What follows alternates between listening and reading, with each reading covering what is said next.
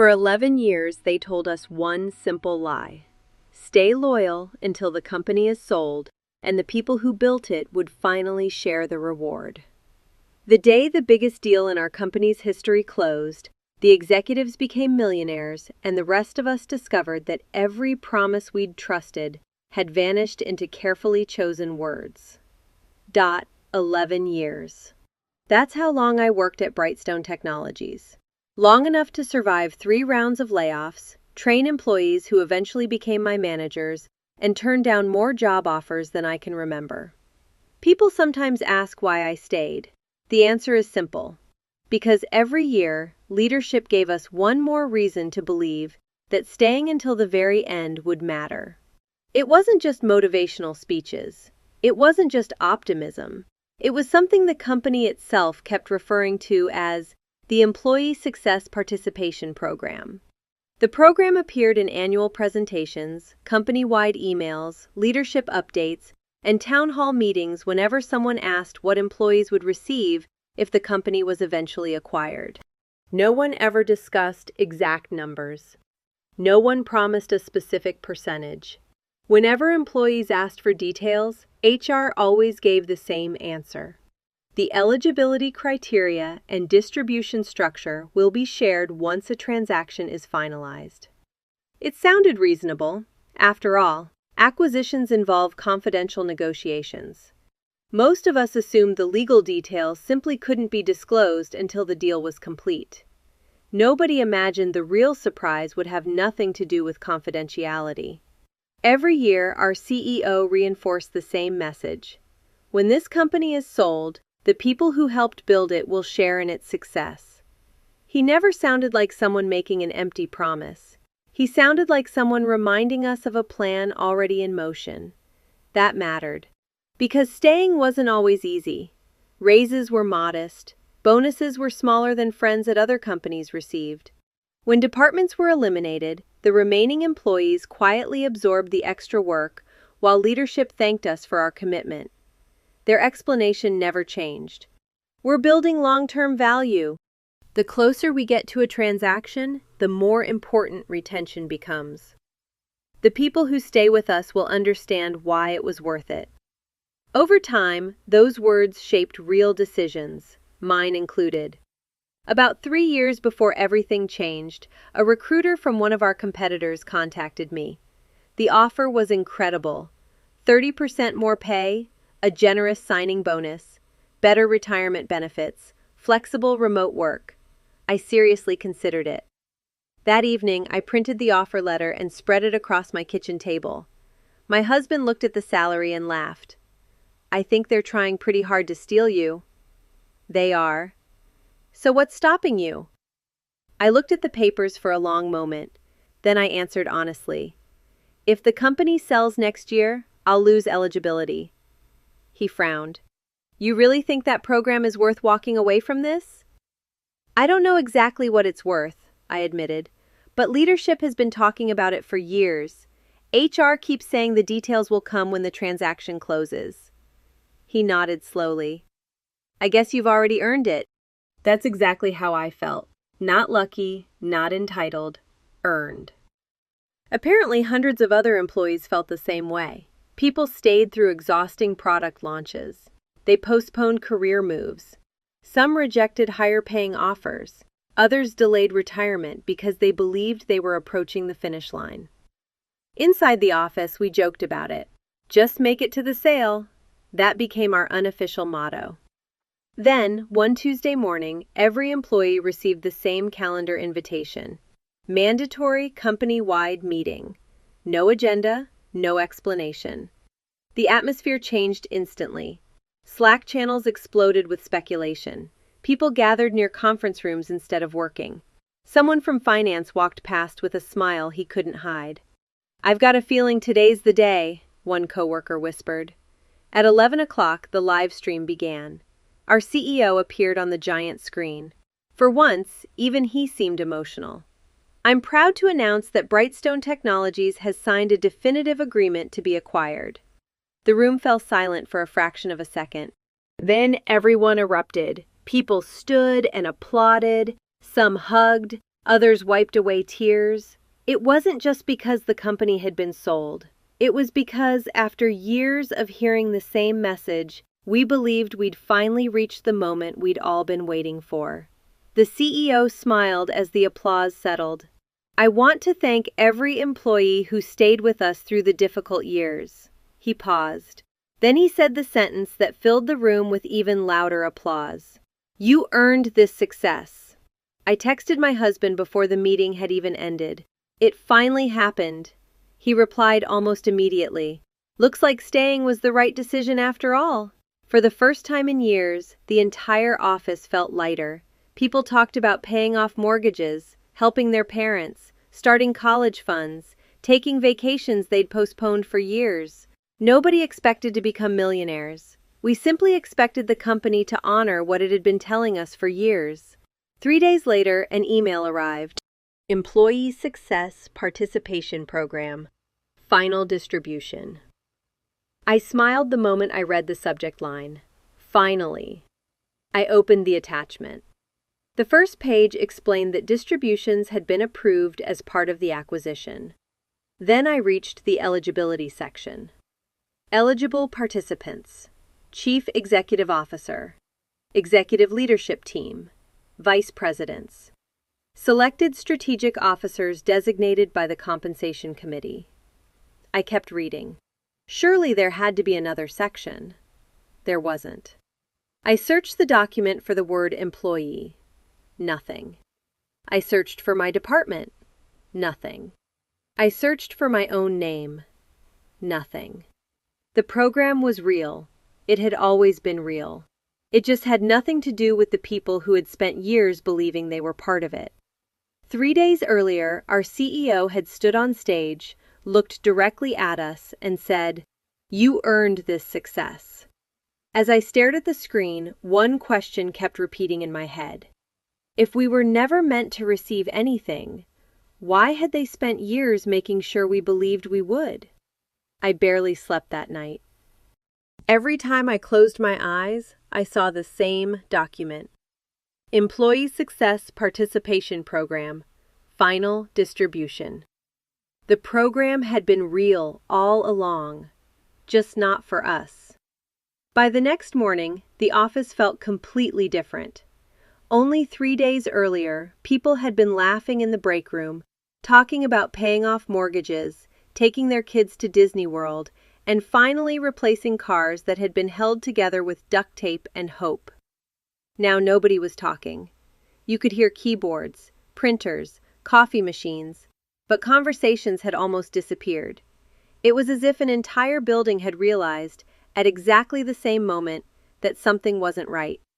Around 10 that morning, I printed the distribution document and walked to HR. The representative greeted me politely. "Good morning, what can I help you with?"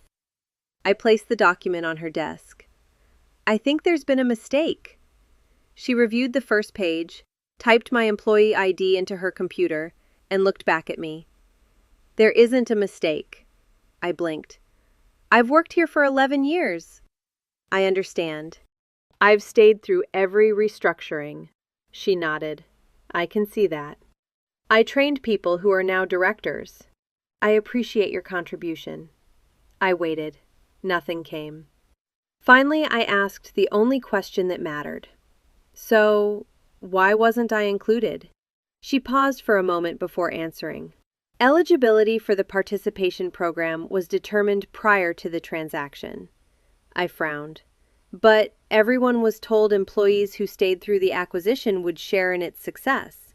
The company communicated its appreciation for employee contributions throughout the process. "That's not what I'm asking." She remained perfectly calm. "I understand your concern." "No," I said quietly, "you don't." I pointed to the document. "For years we were told this program existed. Yes. We were told details would be released after the acquisition closed. The eligibility information remained confidential until closing." I stared at her.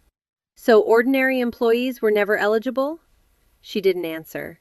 Instead, she gave the kind of response every corporate employee recognizes immediately.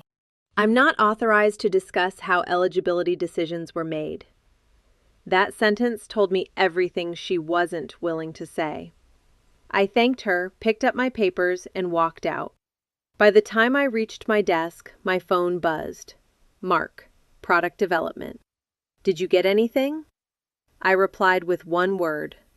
No. His answer came seconds later. Same. Then another message appeared. Sarah got nothing. Another. Engineering got nothing. Within an hour, our private employee chat had exploded. Sales, customer support, marketing, finance, operations. People kept asking exactly the same question. Did anyone outside executive leadership receive a payout? Answer after answer appeared. No, nothing, zero. Someone finally typed what everyone else was thinking. Has anyone below Vice President received anything? Nobody answered. Not because they didn't want to, because apparently nobody could. Then someone uploaded a screenshot from a town hall held 4 years earlier. There was our CEO standing on stage beneath enormous blue letters. Building success together. His quote had been highlighted beneath the photograph. The people who help build this company will share in its success when the transaction is complete. Another employee uploaded a leadership presentation from 2 years later. One slide was titled, Employee Success Participation Program. Beneath it was a single sentence. Additional details will be shared closer to transaction closing. No eligibility requirements, no exclusions, no explanation. Then another employee found an email from HR. The subject line read, Retention Update. Inside was a familiar sentence. Questions regarding the participation program will be addressed once the transaction has been finalized. My screen kept filling with old documents, emails, presentation slides, screenshots, town hall recordings, different years, different executives. Exactly the same message. Stay. The details will come later. Then the story started. I turned down a position at Microsoft. I rejected an offer worth almost $40,000 more. I delayed retirement. I moved my family because I thought we were close. I stayed because they kept telling us to. Reading those messages hurt more than discovering I wasn't eligible, because I realized I wasn't the exception. I was the majority. Late that afternoon, someone added a new person to the chat. It was Daniel, a former director who had left the company almost 2 years earlier. He read through the conversation for several minutes before writing his first message. Don't delete anything. Everyone immediately started asking questions. What do you mean? Did you know about this? Is something illegal going on? Daniel didn't answer any of them. A minute later, he wrote one more message. Save every email, every presentation, every town hall recording. If the same message was repeated year after year, someone will eventually want to see it. That was it. He logged off. The chat became strangely quiet. For the first time since the acquisition, nobody was talking about bonuses anymore. People were talking about evidence. That evening, I opened my archive mailbox. Thousands of old emails stretched back more than a decade. I started searching. Participation. Transaction. Success. Retention. One by one, old messages appeared. Near midnight, I opened an email from 5 years earlier. I had completely forgotten about it. It had been sent to every employee in the company. The sender was our CEO. Near the bottom, one paragraph had been highlighted in blue. Thank you for continuing this journey with us. Your commitment today will be recognized when this transaction is complete. I read it again. Then I looked at the distribution document lying beside my keyboard, then back at the email. This hadn't been sent to executives. It hadn't been sent only to eligible participants. It had been sent to every single one of us. And for the first time since the acquisition, I stopped asking whether we'd been treated unfairly. I started asking whether we'd been deliberately led to believe something that had never been true. Stories like this happen more often than people realize. If you enjoy real workplace dramas where the truth eventually comes out, hit subscribe and share your thoughts below. I'd love to hear what you would have done in this situation. By Tuesday morning, nobody was talking about the acquisition anymore. They were talking about the payout, or, more accurately, the lack of one. The office still looked the same, the coffee machine still hummed, meetings still appeared on everyone's calendars, executives still walked through the hallways wearing confident smiles. But something had changed. People had stopped trusting what they were seeing. Around 9 that morning, someone posted a simple question in our company Slack. Did anyone below Vice President actually receive a payout? The replies started immediately. No, nothing here. 0. Same. Within 5 minutes, more than 70 employees had joined the conversation. Then, the entire thread disappeared. No explanation, no announcement, just gone. People stared at their screens. Did you guys see that? I thought my computer froze. They deleted it. Someone created another discussion in a different channel. This time it lasted less than 2 minutes. Then it vanished too. By lunchtime, employees had stopped asking questions in company channels altogether. Instead, personal phones started buzzing across the building. Signal, WhatsApp, private text messages. If the company wanted the conversation off its network, that's exactly where it went. Around 2 o'clock, my phone vibrated. It was Mark. Don't use your work email. Meet me after work. No explanation, just an address. That evening, 8 of us met inside the back room of a neighborhood coffee shop. Nobody ordered much. Nobody was there for coffee. Mark placed an old presentation on the table. I downloaded this 3 years ago. Across the top of the first slide were the words, Employee Success Participation Program. He flipped to another page. There it was again. Employees who remain with the company through a successful transaction will have the opportunity to participate in the value they helped create. Sarah opened her laptop. I found something too. She played a recording from an old town hall meeting. The CEO stood on stage smiling exactly the way we all remembered. Your commitment today will be recognized when this journey reaches its finish line. Someone quietly muttered, I remember clapping after that. Nobody smiled. The next hour felt like assembling a giant puzzle. One employee had old newsletters. Another had archived presentations. Someone else had recorded nearly every annual town hall because they liked taking notes. Different years, different executives, different audiences, the same message. Stay, keep believing. The transaction will reward the people who helped build this company. Then something strange happened. Emily walked into the cafe almost out of breath. You guys need to see this. She opened her laptop. This morning I logged into the employee portal to download one of the presentations. And? It was gone. What do you mean gone? They redesigned the acquisition page. She refreshed the screen. The page looked completely different. The presentations we'd been referencing for years had disappeared. So they deleted everything? I don't know. Maybe it's just part of the transition. Maybe it was. Corporate acquisitions often changed internal systems. Old pages disappeared, documents moved, permissions changed. There could have been a perfectly ordinary explanation.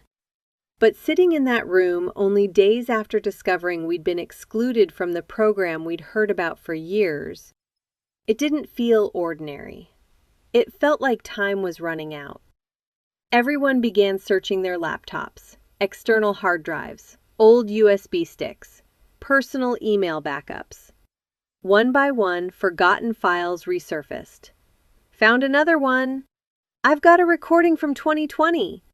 Here's an HR newsletter. I still have the PDF from the Leadership Summit. Every discovery made the picture clearer. No document explicitly promised money. None of them said every employee was guaranteed a payment.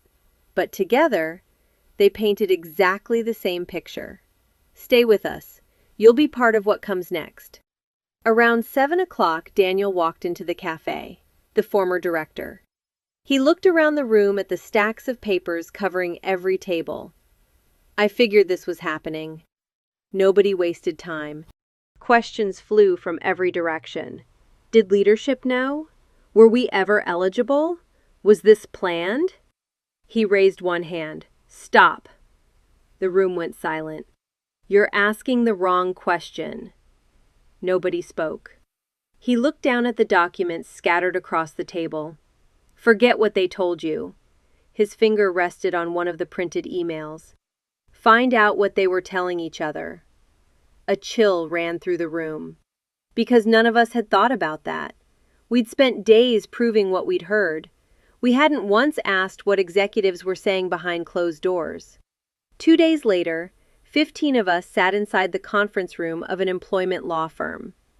Boxes of documents covered one side of the table. The attorney didn't interrupt us. He simply read. Email after email, presentation after presentation, town hall transcripts. Nearly 40 minutes passed before he spoke. Interesting. That was all he said. He kept reading. Finally, he closed the last folder. You're all focused on what was communicated publicly. We nodded. He leaned back in his chair. I'm interested in what was communicated privately. The room became completely silent. Someone finally asked, What do you mean? He folded his hands. If executives honestly believed employees understood this program was limited, he paused. Their internal discussions should reflect that. Nobody moved. But, he continued, if their internal emails show they knew employees believed something entirely different, he looked around the room, then we're no longer talking about disappointed expectations. Another long silence. Then he said the sentence none of us expected. I think it's time to ask a judge to let us see their emails. For weeks we'd been searching through our own inboxes. Soon, someone would be searching through theirs. The lawsuit moved faster than any of us expected. Within weeks, our attorneys filed a request requiring the company to preserve and produce internal communications related to the Employee Success Participation Program. For the first time, the story was no longer about what employees had heard. It was about what executives had been saying when no employees were in the room. Months passed. Then, one Friday afternoon, our attorney called. I think you should come in. When we arrived, several thick binders were waiting on the conference table. He didn't start with a speech. He simply opened one folder. The court ordered the company to produce thousands of internal emails. The room fell silent. He slid the first document across the table. It was an email between two senior executives sent nearly 3 years before the acquisition. One sentence had been highlighted. We cannot release eligibility details before closing. That didn't surprise anyone. Then he turned the page. The next email did. If employees discover that the program is limited to executive leadership, retention could become a serious issue before the transaction is complete. Nobody spoke. For years, we'd wondered whether leadership understood how employees interpreted those promises. Now we had our answer. They did. Another email appeared. Continue using the approved messaging from the town halls. Do not discuss participant categories until after closing. Then another. Questions regarding eligibility should be redirected to HR using the standard response. We all recognize that response. Details will be shared when the transaction closes. I'd heard those exact words more times than I could count. The attorney finally broke the silence. These emails don't prove anyone promised you a specific payment. He looked around the room. But they strongly suggest leadership knew employees believed they were eligible and intentionally chose not to correct that belief before the sale. That changed everything. The company's legal team suddenly requested settlement discussions. At first, they insisted the emails had been misunderstood. Then they argued they had been taken out of context.